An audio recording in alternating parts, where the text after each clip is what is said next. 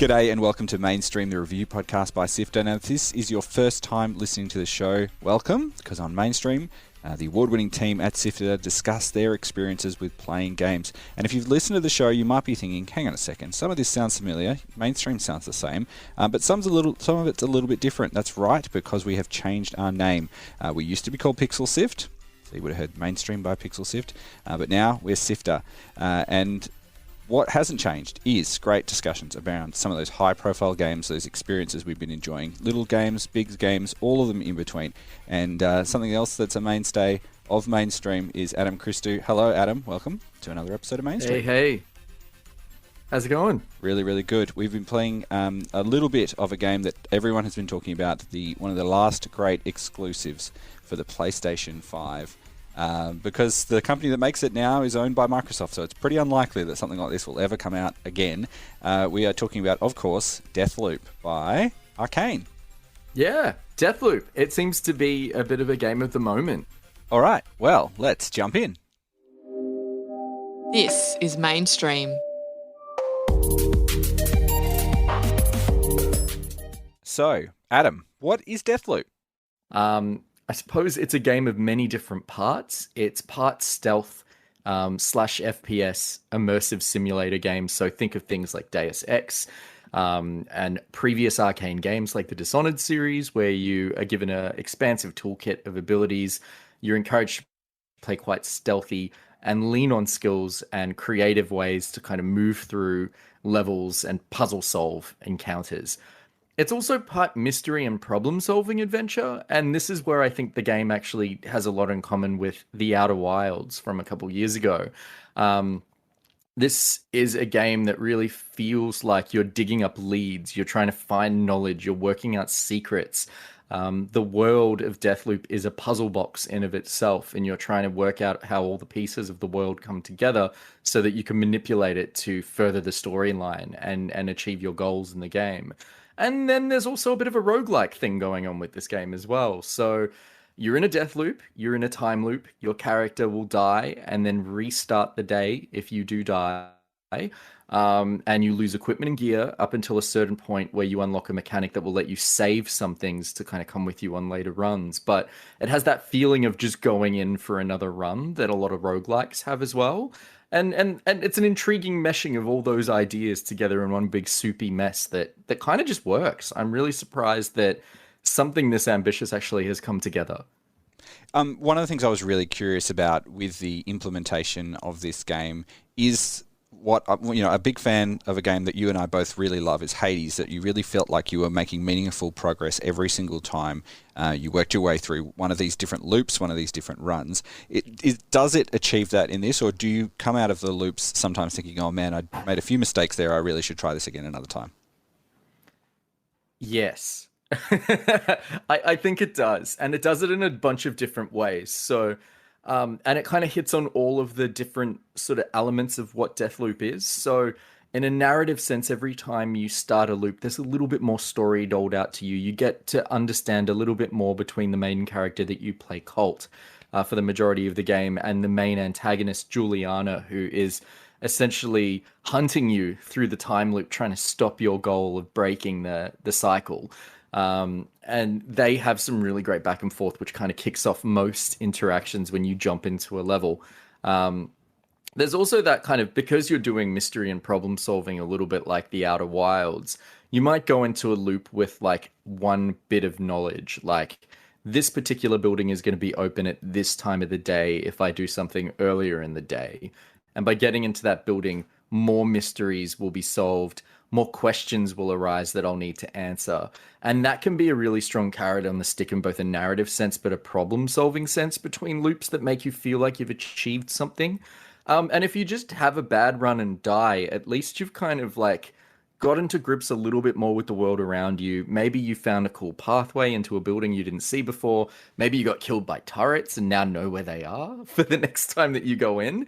So I feel like you always take something away with you, whether or not that's a bit of knowledge about the design of the levels themselves and your own knowledge of how to take advantage of that level design, or whether or not it's actually finding narrative beats and puzzle solving along the way. or you might be collecting resources and gear that you can eventually use to take through future loops with you, and that alone by itself can be really beneficial too, to kind of have new equipment and toys to play with in future runs. So it kind of answers that question with a yes across all of the different sorts of ways that Deathloop hits as a game, which I really appreciate as well. The style in this game, we would be remiss if we didn't bring it up because it looks beautiful, but it also does have that same really similar sort of visual language to other Arkane games you might have played before, like Prey, and, you know, Dishonored or Dishonored 2. Honestly, actually, when I first booted up the game, it's like, I'm pretty sure I've been on this beach in Dishonored before. It really looks a lot the same, but there's a lot that they're doing to build out this world, isn't there? Yeah. Oh, the style is like half of the reason why I think this game hits so well that it does. It's got this kind of camp 70s kind of action film sort of energy about it. This super ludicrous constant spy music plays throughout the game, especially when you're sneaking and when combat kicks in. That just has such an energy and sense of humor about it that makes it feel like you're trapped in a certain time, a certain sort of schlocky kind of camp, kitschy energy of like real like cheesy B-grade films of the 70s runs through this. That runs through character design, the way dialogue is written, the way people interact in this world, the artistic design of furniture. There are so many cool 70s kind of like furniture and design and decor that you just kind of see when you're kind of lumbering through locations in this game. I started taking screenshots of things and being like, I would live in that house at points, which is really funny. But yeah, it kind of uses a similar visual style to what you would expect from things like Dishonored, but kind of grounds it in that kind of language and I guess theatrics of its source material, and it does it so strongly as well. It doesn't feel like a bit of a lame pastiche of all those things. It feels like it belongs in the canon of weird kind of camp 70s B films that you might have stumbled across, and I really like that about this. It feels authentic, and it feels like they rose to a challenge with what they wanted to achieve, even on like UI design with this sort of stuff, and like made it work, which is really impressive. The acting and the characterization in this game really seems to be something else. Can you tell me a little bit about how the characters are portrayed, some of the acting styles that we were able to experience when you're playing this game? Look, I think the best example of this game's acting and character styles are when you boot it up for the very first time. So, minor spoilers, I'm going to explain maybe the first 30 or 40 minutes of what happens in Deathloop, which is kind of a really creative tutorial, but it's more like a tutorial full of really great narrative beats. And this game literally opens with you playing the main character, Colt, who is a very quippy, funny sort of guy. Not sure what's going on and where he's at, and he's being stabbed in the chest by a mysterious woman and has no idea why. He then dies and wakes up on a beach with no memories whatsoever and has to start piecing together what's going on. And you really quickly get a feel for Colt's sense of humor.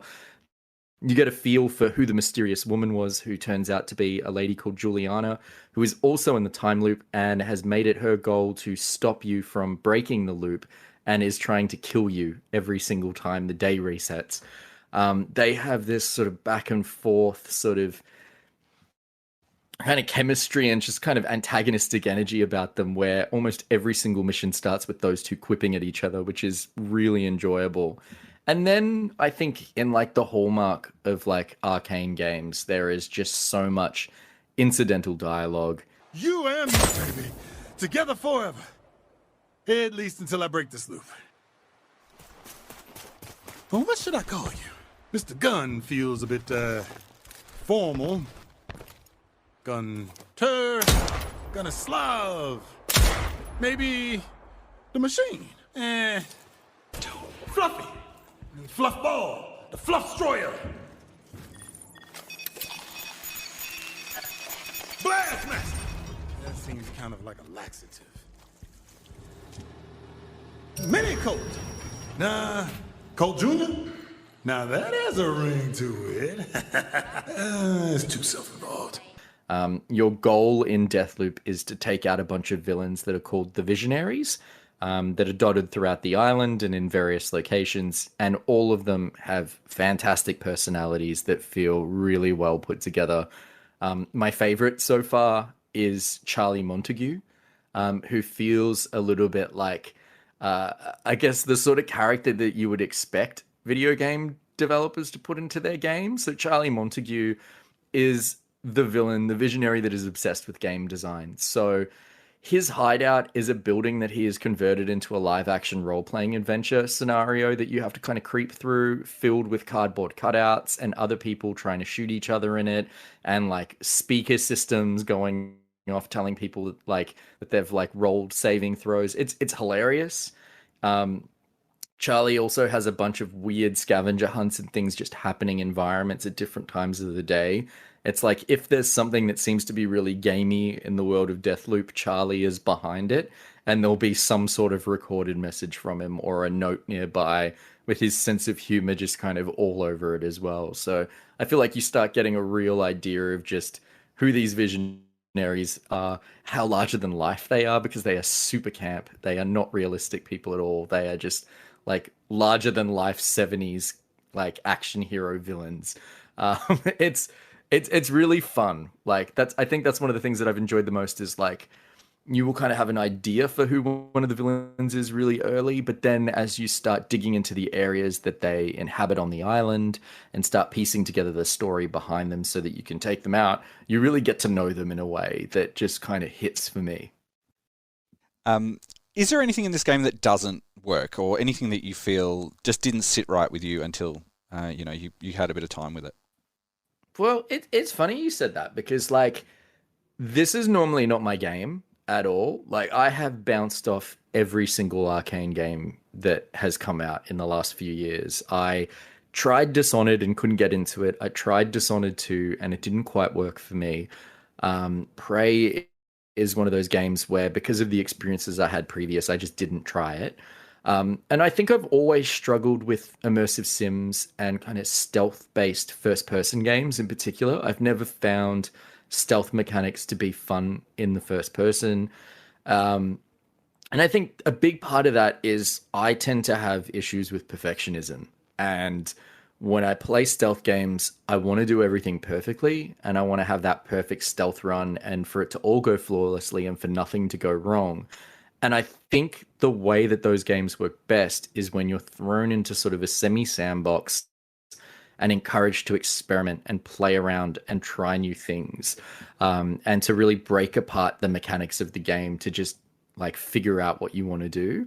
And Deathloop encourages that, because there's no quick save or quick load option in the middle of a loop or in the middle of a mission. You have to kind of finish the area you're in and get out before the game will save. And that alone forces you to just go with the flow. So if something goes monumentally wrong and your stealth attempt falls apart, you don't have to just reload a save and try again 5 times, memorizing, pathways and pathing for NPCs that are moving around a space, which can be really boring and slow. Instead, you just have to kind of improvise and make do. If you get seen, that's it. It's on, and you got to make it work. And I really appreciated that, because it made me feel like the pressure was off in a stealth game. It made me feel like stealth wasn't as fully required as it was needed. And it really kind of helped make this sort of gameplay easier for me to approach and to get into the mindset of. Otherwise, I find I'm not a very creative person in these sorts of games, and I don't really want to do the whole, like, it's a sandbox, play around and see what I can come up with. So I'm surprised that the thing I thought I really wouldn't like in this game, which would be the gameplay itself, is something that works for me for a change. And I'm curious, because I wonder if people that go into traditional immersive sims or really like stealth-based single-player games will be frustrated by the lack of quick save in some of these mechanics that are kind of in Deathloop. I wonder if they're having the opposite reaction to me and feeling annoyed that there's a bit of randomness in this game that can be a bit frustrating potentially. Does it encourage you to think maybe I should go back and have a look at some of these titles and put a different hat on and maybe try them in a different way? Yeah, absolutely. Like, there's a part of me now that's kind of like, wow, I'm really enjoying Deathloop. Maybe I should actually go back to Dishonored, which everyone raves about, and and actually just have a go and be like, you know what? I'm not really going to kind of save and reload every time I get caught by a guard. I'm just going to try and make it work. And I'll actually get through the game and have fun as opposed to constantly reload the same few levels over and over, wanting to perfect them. And I think that alone might make me enjoy those games a bit more. Who knows? I might still bounce off them and be like, yeah, not for me. But I'm surprised at how Deathloop has sunk its claws into me. And given me already fun stories to think about. Like, I think these sorts of games, they're kind of built around that idea of having a fun story you can share.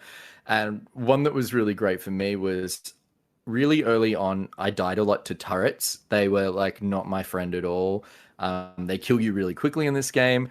But then I learned that I could use my hacking tool to keep hacking something while breaking line of sight. So I could duck into line of sight of a turret, start that hack, and then quickly duck behind a corner, and then I would be able to complete the hack. And that just kind of started opening up turrets as like my new best friend. Then I discovered that you can also like disengage turrets and then they turn into a briefcase, sort of like Perfect Dark. And you can pick up the briefcase turret and then just drop it and set it up wherever you want. And then suddenly turrets were like my super best friend because I was always carrying one with me and trying to figure out the best place to drop it down in case stealth went wrong so I could run back to my turret and hide. And I had this wonderful moment where I was like sneaking along a cliffside with a turret in my hand in briefcase form and just didn't see a guard, and they spooked the shit out of me. And I accidentally just hit the throw button and I just piffed the turret briefcase at this poor guard who got smacked in the face with it and fell off the cliff. And it's those sorts of moments that I think make this game really fun. It's those moments where you're just like, okay, I didn't really think about the fact that I could throw the turret in someone's face and that would work, but here we are. And that kind of also reminded me that this game has a really good kick button, and I keep forgetting I was going to about say, it. like, And honestly, I feel like doing a stealth kick only run because, like, I was kicking is really so much fun. Hey, and it's like once you get like the ability to like the shift ability, which lets you teleport short distances, and you can like be seen by someone, then shift behind them, freak them out so they don't know that you've moved, and then just kick them in the butt. That's really fun, and you can just do that over and over. Yeah, glitchless kick only runs. I can imagine the speedrunners are already doing it right now. How are you playing Deathloop, out of curiosity? I am playing it on a PlayStation 5 that I have got temporary access to, so I've only done a few little bits and pieces of it. So, you know, enjoying that experience of trying little bits and pieces. But for me, it is almost like, because there's enough of a gap between the time, I'm learning a little bit around you know, the game as we play. To be honest, the thing that really has really caught me mostly in trouble, but, you know, with enough sandboxiness that I'm able to survive through it, is the control scheme. I find it to be quite often I've accidentally, you know, fired my gun because it switched to the wrong hand, or thrown something at someone and then all of a sudden been, you know, caught to a bad spot and just have to boot everyone to death. That's what we're going to do here. So, you know, I don't know if that was the experience that you had, but the tools are failing you, Gianni. Yeah. But I can't wait to play more of it when I get a chance. And you know, looking at the experiences of it and the way that they've sort of overlay text into the real world as sort of a narrative guide, sort of a path through that. I think that interaction is really, really cool.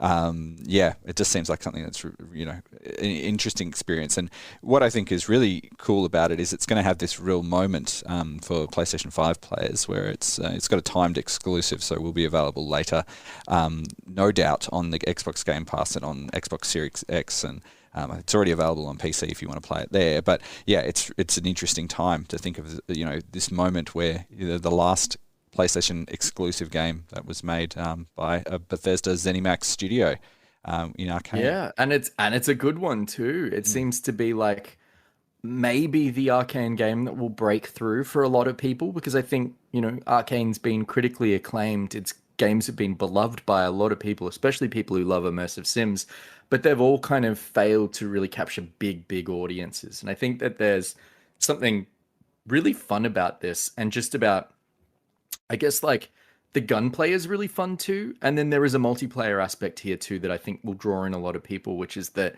the other element to this game is after you've played Cult for a while, you get the opportunity to start and play as Juliana, and take on the role of the assassin that's there to protect the loop and kill Colt and invade other people's games, like it's in Dark Souls, for example, and try to take out other enemy players as an assassin in their mission. And that's a kind of cool wrinkle that I think a lot of people that might normally not get into a game like this could have a lot of fun with. There's already Reddit filled with people doing assassination attempts and having a lot of fun knocking out their friends or whatever. And I think that gives it kind of a bit of a social staying power as well, which I think is really kind of cool. And yeah, I guess the only other thing I can really think about is so many people were comparing this game to the Hitman series in previews and on the lead up to it. And I just don't feel like that is a kind of apt comparison. And I think like a big part of that is like, for me, I guess my experience with the Hitman games was you kind of just repeat playing a level to kind of do creative assassinations and maybe puzzle solve an odd way to kill someone for achievements.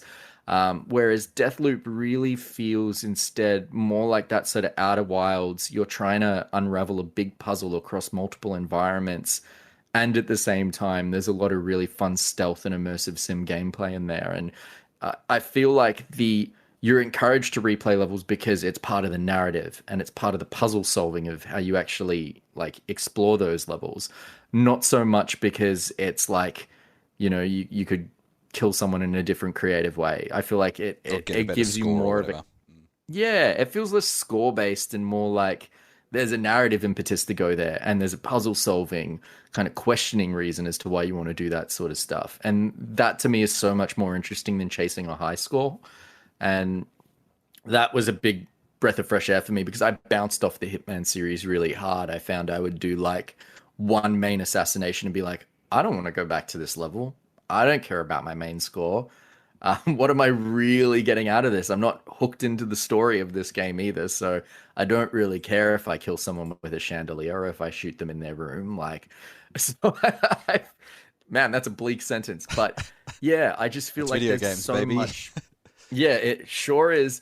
And I'm curious, you haven't played it as much as I have, but did you feel like that carrot on the stick existed for you to want to dive back in really quickly and experience more of the story? Absolutely, because it really, to me, felt a lot like, it was capturing that same feeling of Hades. And we've talked about this before in previous episodes where, for a lot of those roguelite or roguelike run-based games, the incentive to continue a run or to keep going and going through bits and pieces for a lot of games never quite clicked with me until I played that game, Hades that is, and I got that same feeling from this as well, in that I felt that I would be sort of starting to meaningfully build up an understanding of a world and thinking of good strategies. And I'm a bit like you, if I find a good strategy that I know that works, I kind of stick to it the whole way through. That's something I'm really curious to see how that develops as you play through.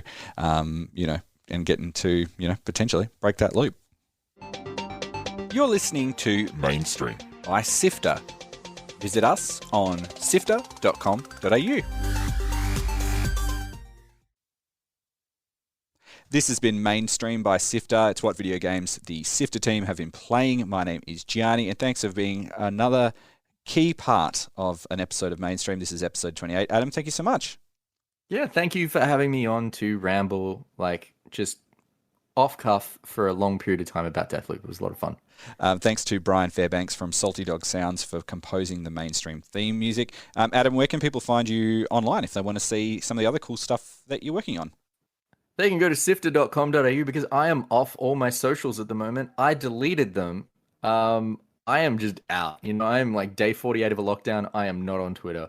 So find me at sifter.com.au. But I tell you what, it's a good time to go to sifter.com.au because we've got a brand new website, which is very, very schmick. It's going to have cool stuff on there that you'll enjoy, including a whole bunch of podcasts, a whole bunch of news articles. We're just about to show off the SIFTER Showcase, which is happening on the 2nd of October, featuring 15 different creative teams making stuff in interactive games. and you can find out more about that by heading to sifter.com.au. Now, our social media handles have changed as well from the last time you've listened. If you want to follow us or you're wondering, what's this icon that's appearing? I've already followed them. It's Sifter HQ on Twitter, Instagram, Twitch, YouTube, pretty much everywhere. You can also join our Discord. We'd love to have you there. And you can do that by going to sifter.com.au/Discord. So that's sifter.com.au/Discord. Our interview podcast where we talk to creative people in the video game industry. We've had community managers, we've had creative directors, we've had composers, we've had all sorts of different people who are doing cool stuff, is called Lightmap. And we find out basically what that process is like. We illuminate it for you, we guide you through, give you a chance to learn a bit more, pull behind the curtain and see what's going on. That's called Lightmap. You can find it in your podcast player right now, right next to an episode of Mainstream, both of them for free. Yeah, and if you like what you heard in today's episode, why not tell a friend that you think would like this podcast as well? You can support the show by giving us a review on your favorite podcast platform as well and rating us a variety of stars. Like, I'm not going to tell you I'm going to tell you, it's 5. It's 5. Yeah. It's 5. We want you to do 5, but if you want to do 4, that's fine. Yeah, and the best thing you can do is share it with your friends. It's free. It doesn't cost you anything. It honestly does make a huge difference. If you liked anything that we've done, let people know that we have got it there for them to listen to watch, to read on our website for free. That's it for Mainstream. Until next time, have fun.